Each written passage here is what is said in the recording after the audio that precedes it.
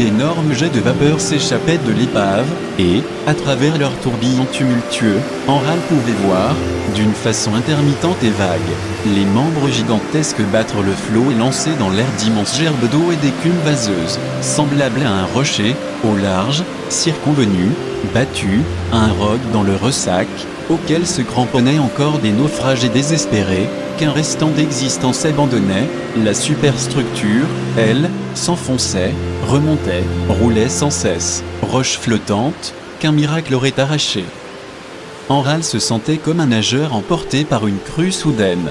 De grands tas d'ombre remplissaient déjà les creux, tandis qu'une barre, comme un flot d'encre, montait du fond de l'horizon, mangeant les restes de jour, les lueurs hésitantes, qui se retiraient vers le couchant.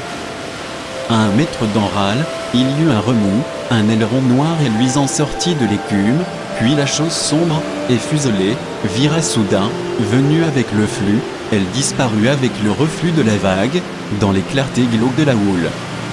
Un violent reflux des vagues, soudain, l'enveloppa, l'emporta, un instant encore, Pat put tendre ses bras vers Saral, puis, brusquement, elle disparut dans le mystère de l'océan et de la mort, vers les deux corps, vers Chahan, vers celui que Lucienne avait adoré d'un amour si pur. L'afflux précipité des eaux au-dessus de la tête d'Enral était couvert par un concert de cris étranglés et gutturaux qui produisait un effet de confusion désespérée.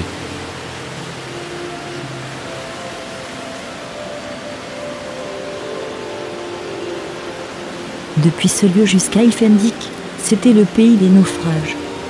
La nouvelle du naufrage et de la mort tragique du capitaine Chahan se répandit en ville comme une traînée de poudre enflammée.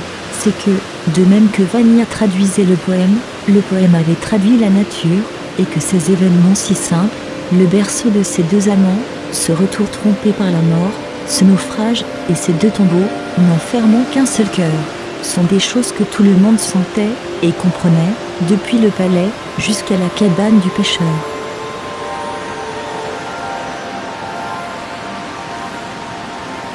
Merci, grogna Enral, pour m'avoir repêché dans ce flot où je me serais noyé sans vous. Pamela hésita, mais juste un quart de seconde, tu me sauverais, moi.